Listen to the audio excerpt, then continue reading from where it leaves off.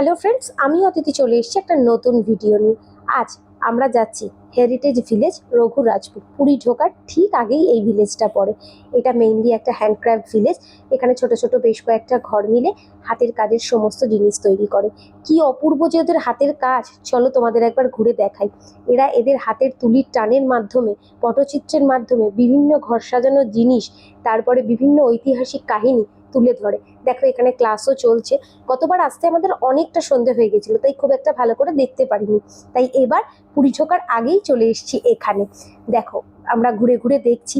তবে পুরী আসার আমাদের এবার দুটো উদ্দেশ্য, একটা হচ্ছে জগন্নাথ দেবের পুজো দেব, আর একটা এখান থেকে জগন্নাথ বলরাম সুভদ্রাকে আমাদের বাড়িতে নিয়ে যাব। ঘুরে ঘুরে আমরা ঘর সাজানোর বেশ কয়েকটা জিনিস কিনেছি, যা দেখছি তাতেই মুগ্ধ হচ্ছি, কিন্তু সব তো আর নিয়ে যাওয়া সম্ভব না।